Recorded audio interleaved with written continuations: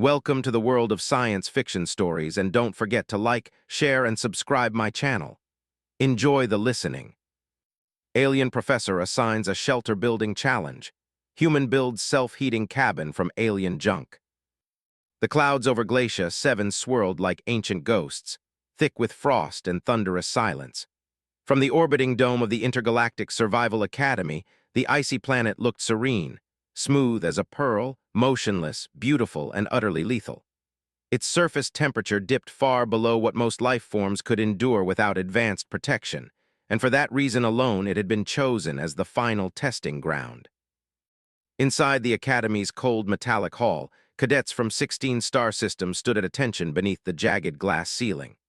Above them, Glacia 7 rotated in solemn silence, casting a dim blue glow onto the floor. Some students were humanoid, others gelatinous or crystalline, but all of them wore the dark gray training uniform of the Academy. In the middle of the line stood a human cadet, Jack Ronan, tall, quiet, and often underestimated. His uniform was just as gray, but he was the only one sweating slightly in the neck from the heat of the room.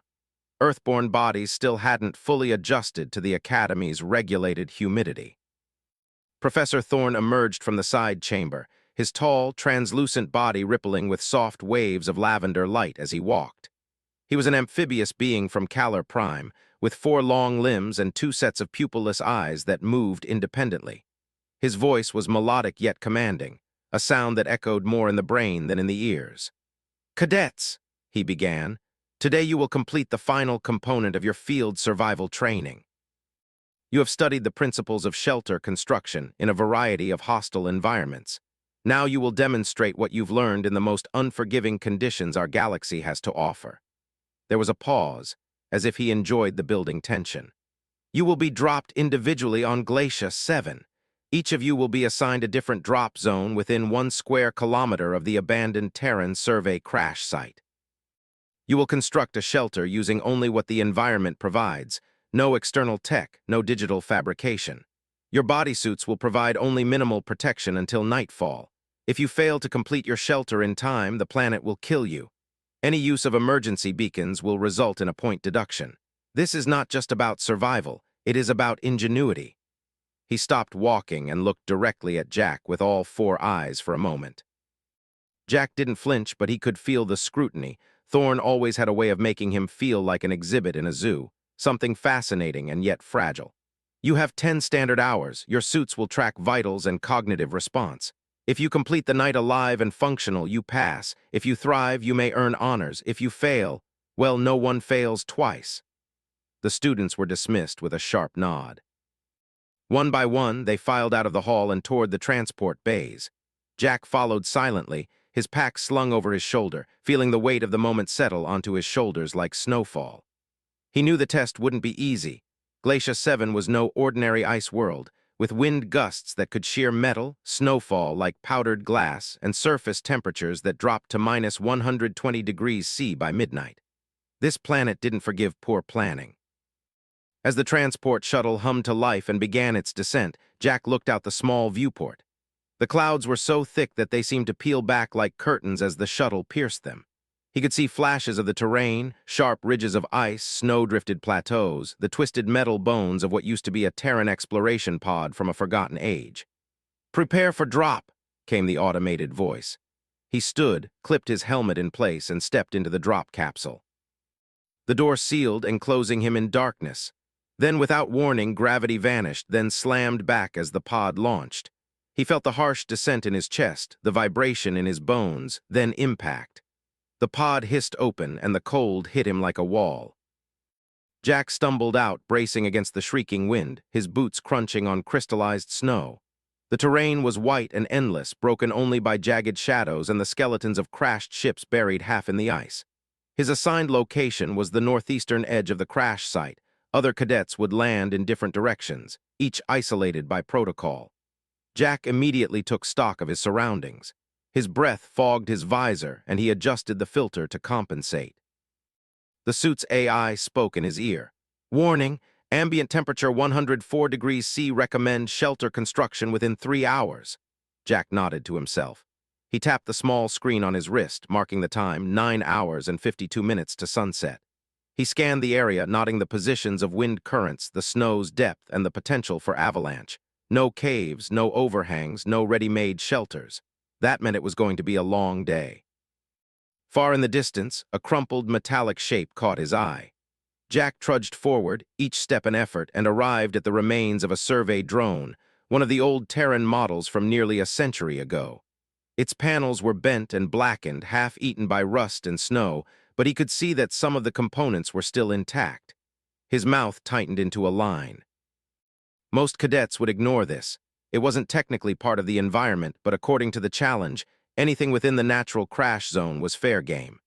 He pried open a frozen panel and found a tangle of wires and something even better. A solar battery unit, cracked but possibly usable. A grin flickered across his face. His fingers moved quickly, pulling out lengths of lightweight paneling, thin copper tubing, and even some flexible alloy sheets that could be bent and shaped. These materials, while ancient, had been designed to survive deep space environments. If he could repurpose them, they would be better than anything else on the frozen surface. He worked for hours, his movements deliberate, methodical. With the alloy sheets, he began to form a rough dome, using shards of transparent solar plastic to serve as a makeshift skylight. He dug deep into the snow for a base, creating a natural insulator beneath the floor. Then he buried the floor panels under a layer of powdered snow and compacted it with his boots, layering it like bricks. The wind grew harsher. The sun dimmed behind the thickening clouds. Time was running out. He connected the remains of the solar battery to a basic heating coil he made from salvaged copper wire and set the coil beneath a stack of black rock he'd collected, rocks that retained and radiated heat better than anything else around.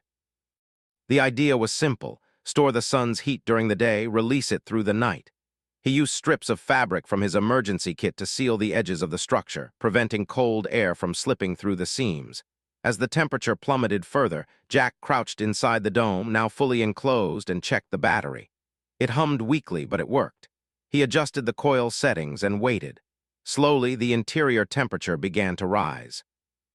It was barely above freezing, but compared to the deathly cold outside, it felt like spring. Outside, the wind screamed louder, a banshee across the plains. Inside the dome, Jack sat cross-legged, lit by the faint orange glow of the battery core, and pulled a ration bar from his pack. It was going to be a long night, but he'd made something out of nothing, and it was only the beginning. The morning sky above Glacier 7 remained unchanged, gray, wind-scoured, and dim as ever. But on the ground, the challenge had fully awakened. Across the kilometer-wide crash zone, cadets from the Intergalactic Survival Academy were locked into a focused silence, each working through the terrain in isolation. No contact was allowed during the exam period, but the unspoken tension lingered like static in the air. Each student had landed in a separate segment, far enough apart to ensure no interference, but not so far that they couldn't be observed remotely by the surveillance drones. The exam was not merely about staying alive. It was about how each cadet approached the problem, how each decision reflected training, instinct, and originality. Cadet Glar was one of the first to begin constructing his shelter. His insectoid body moved quickly over the snow, clawed limbs slicing through ice as if it were paper. He had chosen a raised slope for his shelter, a place shielded slightly from the east winds. Using curved plates of ice, cut with his natural arm blades, he built a half-dome structure, reinforcing it with secretions from his thorax that hardened into a glossy resin. His kind, native to the acidic plains of Norvakir, were experts in hive engineering. Glar worked with the assurance of a species that had survived countless extinction events. A few ridges away, Velka moved with fluid grace. The crystalline cadet shimmered in the dim light as she assembled angular pillars of rock and translucent panels. She communicated to her own internal temperature regulators using sound pulses to adjust frequency resonance in the material she shaped. Her species had long used vibration to stabilize crystalline structures in hostile conditions. She sang to the stones in low harmonic tones, and slowly a jagged, tent-like prism emerged from the frost. Her shelter caught and refracted light, bouncing residual solar energy toward its core. Another student, Zarn of the Kulari, dug deep into the snow, using his triple-jointed arms to carve a tunnel that spiraled beneath the surface. The Culari evolved on methane-rich ice moons where subterranean warmth kept their colonies alive. For him, digging downward was as natural as breathing. As he vanished beneath the snow drifts, only the occasional puff of white mist marked his progress. Throughout the zone, students employed their evolutionary advantages and homeworld techniques. Some created windbreak walls from fused gravel, others erected domes using gravity stabilizers from the debris fields. All of them used what they knew, what they had been taught, what their cultures had passed down over centuries of survival. Jack, however, had no cultural blueprint for this world. Earth was a place of oceans and forests, cities and deserts, but nothing like the frostbitten silence of Glacier 7. What he did have was an eye for patterns and a stubborn refusal to fail. He had finished the outer shell of his dome before the others even realized he had found the old survey wreckage. While the rest of the cadets focused on structural integrity, Jack focused on efficiency. Inside his shelter, the air was tolerable, now the temperature rising steadily as his heating coil gathered and redistributed energy. But he knew it wouldn't last long unless he made the system smarter. Outside the shelter, he had already set up 3 flat alloy panels at an angle to catch the limited solar rays filtering through the clouds. The panels absorbed what little warmth the sun offered, directing it into the battery unit he had salvaged and reinforced with spare thermal cells found in a secondary probe husk. He had tested the connections twice. The meter blinked faintly, functional barely. Satisfied for the moment, he emerged from the shelter to scan the terrain again. The wind lashed across his visor, tugging at the seams of his suit. He knelt beside the nearest snowbank and began carving narrow trenches, forming a pattern in the shape of a wide X leading outward from the shelter's base. The design wasn't decorative, it was practical. As the wind whipped through the trenches, it would push powder snow away from the dome rather than letting it build up against the walls. It was a simple snow drift deflector, nothing elegant, but it could mean the difference between a buried exit and a safe way out in case of emergency. As he worked, he noticed a shape on the far edge of his sector, tall, blocky, and flickering with failed light, another drone husk. He moved toward it without hesitation. When he reached it, he could see that most of the internal components had long since been destroyed. However, a single panel of thermal shielding remained partially intact. He pried it free using a broken strut from the side of the wreck and carried it back over his shoulder, slipping only once on a patch of hidden ice. Back at the dome, he added the panel above the entrance, creating a double-layer flap to trap more heat. He reinforced it with lines of fiber cable pulled from an antenna coil, anchoring it into the snow and sealing the gaps with frost-hardened paste from his utility kit. Every movement was purposeful. He didn't rush. He didn't waste time admiring the view or checking on what others were building. That wasn't part of the task. Still high above, drones hovered silently, capturing his progress along with everyone else. Inside the orbiting Academy station, Professor Thorne watched from the central command room. His eyes moved independently across multiple screens as he monitored cadet vitals, structural scans, energy consumption, and stress levels. What he saw from Jack's sector puzzled him. The human had chosen debris over natural material. His vitals remained stable, his heartbeat was elevated only slightly, and his mental activity displayed an unusual pattern, focused but erratically creative. One of the assistant instructors, a neural symbiote from Yalera, leaned toward the display. "He's not using the planet at all," she said with mild disapproval. Professor Thorne's upper eyes narrowed. "He's using what the planet offered to those who were careless enough to crash on it. That counts." The assistant hesitated but said nothing more. Back on the surface, Jack sat inside his dome, legs crossed, looking over his notes. His gloved hand held a thin strip of metal which he slowly bent into a circular ring. It wasn't necessary for survival, it was a test. He wanted to see if the temperature distribution from the floor was even. He placed the ring in the center, marked the position of shadows on his wrist pad, and waited. As the sun dipped lower, the light grew faint, and he checked the solar battery one more time. It was at 47% capacity, enough to maintain warmth for several hours if he kept consumption minimal. He wrapped insulation foil around the inner walls, held in place with melted ice and pressure clips, then adjusted the intake flap to allow limited airflow without wind entry. The system was basic, but it mimicked the greenhouse effect. Trap what you have, lose nothing. Then he did something no other cadet was doing. He took out a small water pack, broke the heat tab inside, and poured it into a collapsible kettle. He placed it atop the warm rock plate above the coil and waited. Steam rose slowly. When the first scent of hydration filled the air, he smiled faintly. There would be no real tea, of course, but hot water was enough. It reminded him that he was human, and sometimes the simplest comforts were the ones that mattered most. Outside, the wind howled with rising intensity. The first major gusts of night began sweeping across the plain, throwing grit and snow into the air like a storm of needles. Far-off structures began groaning, a crystalline wall cracked, a snow mound partially collapsed. Voices echoed in the dark, sharp with alert signals and emergency reconfiguration.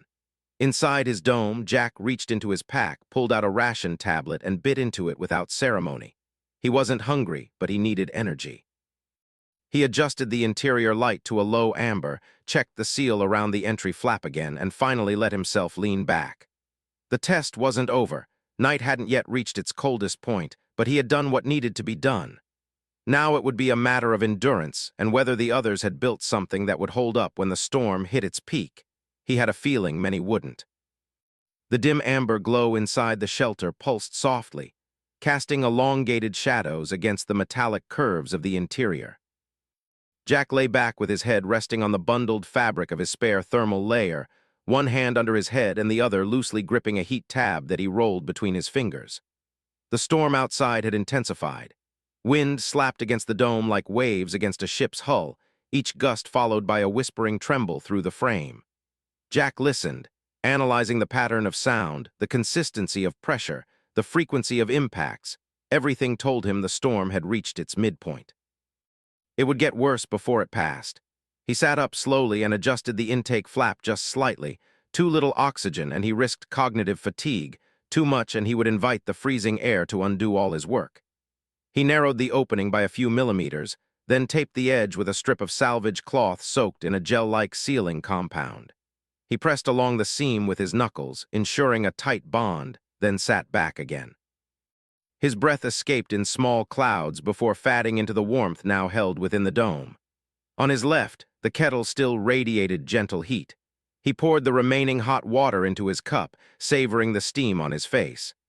The scent was faint, almost non-existent, but the psychological comfort made a difference. He checked the power core, down to 30% but holding steady.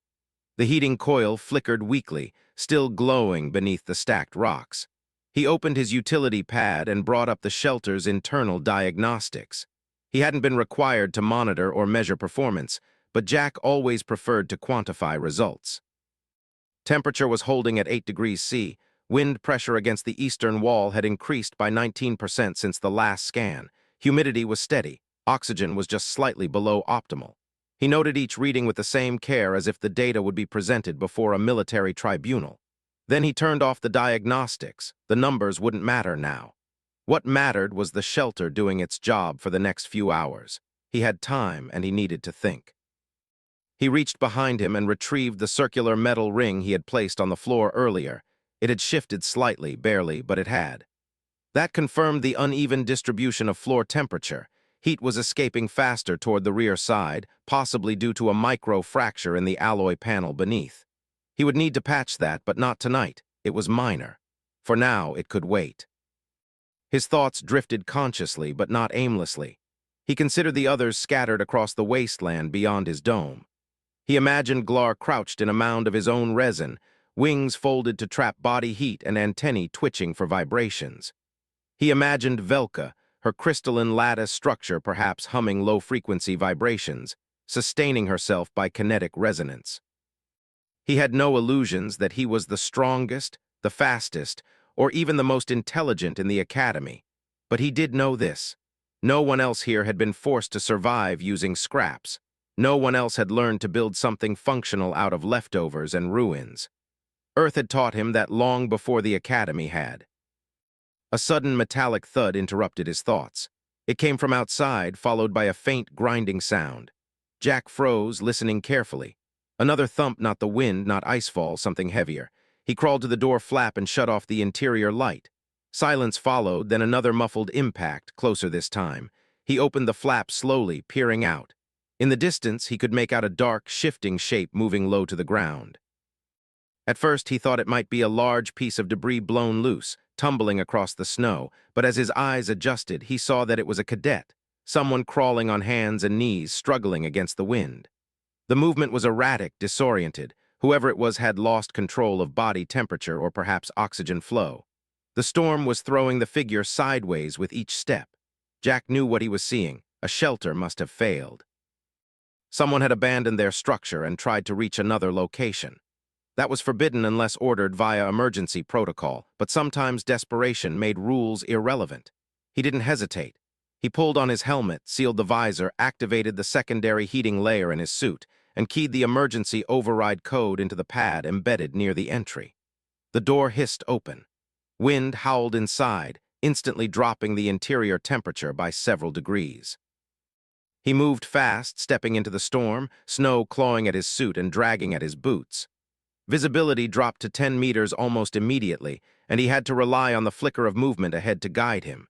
He reached the fallen cadet after what felt like a full minute of trudging. The figure was small, wrapped in a torn cape. Her suit's lighting system blinked erratically, and one of her gloves was missing. He recognized her face through the cracked visor, near Aravel, the youngest cadet in the academy and one of the top theoretical minds. Her crystalline oxygen converter had ruptured, and ice was forming along the edges of her lip. Jack didn't speak. He knew her auditory sensors were likely malfunctioning. Instead, he lifted her onto his shoulder, adjusted her weight, and turned back toward the dome. Every step back was harder. The wind resisted him, trying to push him down, bury him. His balance shifted with the added weight, and twice he slipped, falling onto one knee before dragging himself upright again. When he reached the dome, his entrance had partially collapsed. Snow had drifted against the wall, burying the trench. He didn't stop. He kicked through it, cleared the path with one arm while holding Nera against his side, then crawled in. He shut the flap behind him and activated the internal seal. It took a moment for the system to repressurize. He laid her down on the inner mat and began checking her vitals. Her body temperature was critically low.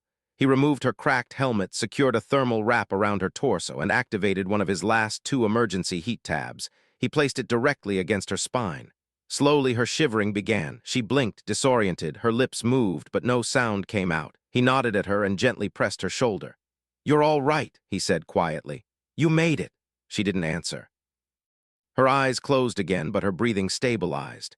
He wrapped a second layer of insulation around her and shifted her toward the inner side of the dome, away from the intake flap. The heating coil was still functioning. The battery, now at 22%, was draining faster. He knew that by saving her, he had halved his margin of error, but he didn't regret it, not once. He resealed the flap and reinforced it with an extra plate of insulation. The dome groaned again under pressure, but the structure held. Inside, it was warmer now. More bodies meant more retained heat. He checked the diagnostics again. Oxygen levels had dropped but remained within range. He could manage this. He had to. He sat down beside her, breathing slowly, letting his own pulse settle. His hands were shaking now, not from cold, but from the sheer exertion. He had burned through more energy in the last 10 minutes than in the entire afternoon. He closed his eyes for a moment and tried to rest. A faint chime from his pad pulled him out of his near sleep. The Academy's internal surveillance system had logged an anomaly. He checked the message. Professor Thorne had overridden the monitoring protocol. The message was brief. "Unregistered contact detected in your sector. Report acknowledged. No penalty incurred." Jack deleted the message. He didn't care about rules right now. He glanced back at Nera. She was asleep, her breathing steady. The storm outside howled, but inside the dome, the human-made structure continued to hold, shielding both of them. He looked at the glowing coil, now flickering weaker with every cycle, and knew he would have to make another decision soon, but not yet. For now, the shelter had done its job. It had become more than just a test. It had become a lifeline. The low wail of wind outside no longer sounded like weather. It resembled something ancient and alive, furious, unrelenting, intelligent in the way predators were. Each gust against the dome seemed more deliberate than the last, like a test of patience and structural resolve. Jack sat beside the heating coil, his back against the inner curve of the shelter, hands pressed to his knees as he forced himself to stay calm. The temperature had dipped another 2 degrees in the last hour. He watched the number settle on the screen, 6 degrees C, still survivable but with little slack left. Nara shifted slightly in her wrap, her brow furrowing in discomfort. Her cheeks had regained a trace of color, and the trembling had slowed. Her body was doing the work of warming itself now, but she was still fragile. Her visor lay cracked near the wall, a thin smear of frost lining the fracture. Jack had already sealed her suit with thermal patches and repurposed strips from the lining of his emergency vest. If she regained consciousness for more than a few seconds, she'd still be groggy. Her mind had probably endured some neural fog from oxygen depletion. He didn't speak to her again. She wasn't ready yet. He checked the battery core, 19%. The flickering in the coil had grown more frequent. He had maybe 2 hours of moderate heat left if he kept usage low. Stretching it longer would require sacrifice.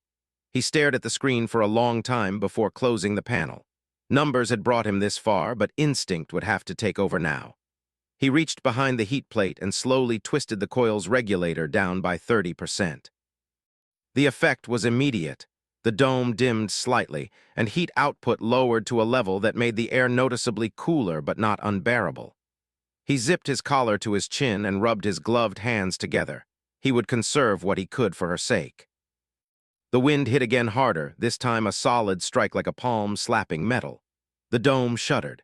Jack rose instantly, pressed his hand to the support strut nearest the sound, and waited. The frame held. His breath caught in his throat, not from fear but from calculation.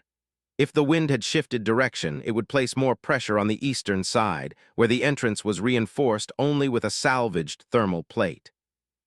He retrieved a bundle of flexible tubing from the supply crate, wrapped it around his arm, and crawled toward the flap. Once there, he pulled back the seal and felt the full brunt of the outside chill grip his skin through the suit. Ice crystals darted in like knives. He pushed the tubing into the outer gap between the plate and the dome shell, wrapping it around the anchor points and binding the seams with a gel that hardened immediately. He worked quickly, biting down on his tongue to keep focused.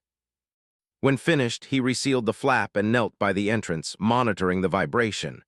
The next gust came louder, but the shift was minimal. The seal held. He exhaled and crawled back inside. He glanced at Nara again. Her breathing had steadied into a slow rhythm, a good sign. The wrap was still secure. He tapped the inner wall above her to test its warmth. It was cool now, borderline cold, but not freezing.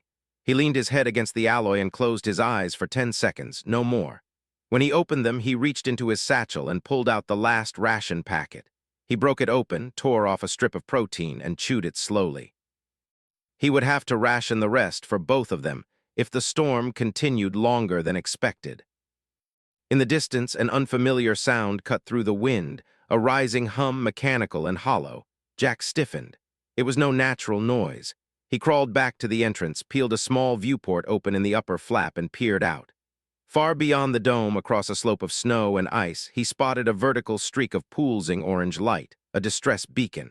Someone else had activated theirs. He clenched his jaw. That beacon wouldn't bring help right away. It was part of the test meant to mark emergency locations for the debrief, but not for live retrieval unless confirmed fatal. The Academy wanted students to struggle, to fail under real conditions. That beacon meant another shelter had failed, possibly more than one. He considered going out again, but even as the idea formed, he dismissed it. He couldn't abandon Nara. The cold outside would sap too much energy. He had already pushed the limits once. A second retrieval might be a fatal mistake. Still, the knowledge of someone else freezing in the storm carved at his conscience. He shut the viewport and sealed the flap again, moving away without comment. Time passed slowly. He didn't sleep. Instead, he used his remaining alertness to scan for weaknesses. He rotated the shelter's internal configuration slightly, shifting 2 support struts from one wall to another to redistribute pressure. He ran diagnostics again, logging data into his pad, not because he had to, but because it helped him stay sharp. Thinking was survival. He also studied Nara's face. She was no longer the stoic, brilliant cadet everyone saw in the training chambers. Here she looked young, human in a way most of the Academy had forgotten to be. He had never spoken much to her before. Her grades were unmatched in navigation and theory. He remembered once seeing her correct a professor's equation mid-lecture with such precision that even the AI monitoring system had paused. She had done it without pride, without condescension, just calm correction. That kind of mind didn't deserve to freeze in the snow. She stirred again, her eyes fluttered open. This time she focused. "Where?" she rasped, barely audible. He leaned forward, resting a hand on her shoulder. "You're safe, you're inside my shelter, I found you crawling." She blinked, then slowly nodded. Her throat was too dry for words. She reached for the canteen, poured a capful of water, and held it to her lips. She drank in silence. After a moment, she exhaled softly. "Your shelter, it's warm." He allowed himself a faint smile. "Warm enough." She fell asleep again, but the connection had been made. She was awake, aware.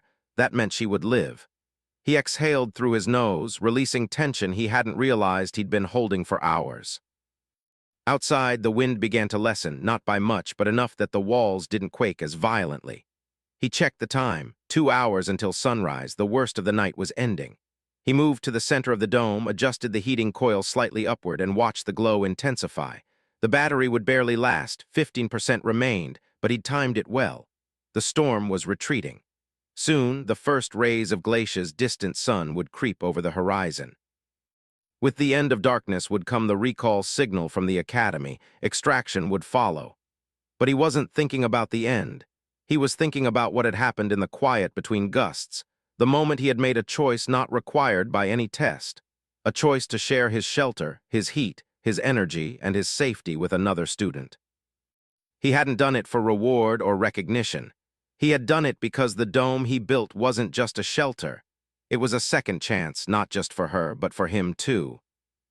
He leaned against the inner wall and watched the dull sky through the translucent patch above. Soon it would brighten. Soon someone would notice. But for now, he was content to sit in the silence of his own design, with a cadet he barely knew sleeping safely nearby and a storm that had failed to break him. The light broke slowly over Glacia 7, not in beams or streaks, but in a slow bleeding of pale blue across the jagged horizon. The snow reflected it without warmth, without ceremony. It just was the end of night, marked not by triumph but by survival. Jack blinked through the frost-ringed visor of his helmet. He had opened the upper flap of the dome hours ago, allowing some of the cold in exchange for a clearer view of the sky. The sun, distant and dim, now hovered low, giving just enough illumination for the signal flare he had planted in the snow to become visible from orbit. The extraction sequence had begun 20 minutes earlier. A soft vibration through the ground had warned him first, subtle but unmistakable. The sound of approaching craft came next, like thunder trapped beneath the ice. He had remained still, watching Nera breathe. Her chest rose evenly, her hands were no longer clutched in the anxious fists of unconscious distress. She slept now like someone recovering, not someone fleeing death. He rose slowly, feeling every muscle complain. His joints cracked inside the suit. His back ached from the crouched hours, but he didn't allow himself to stretch or sigh. There would be time for that later. He moved around the interior one last time, checking the seams, the coil, the battery. Only 4% power remained.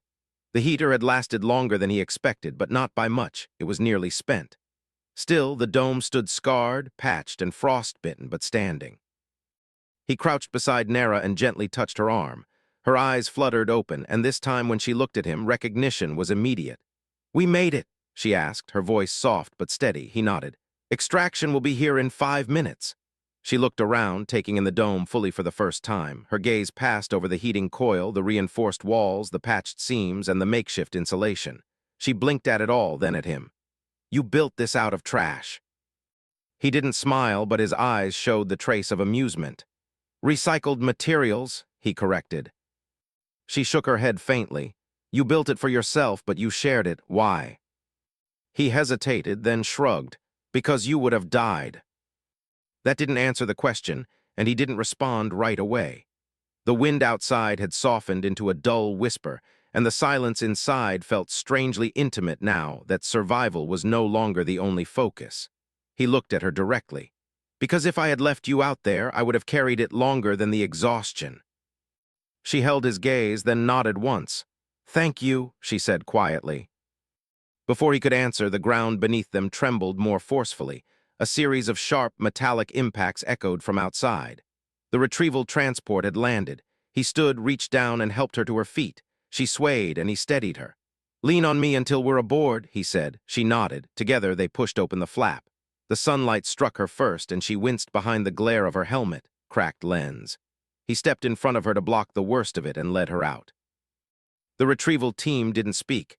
They were automatons, tall, skeletal, and indifferent. Their single task was collection. One extended a scanner and logged Jack's ID.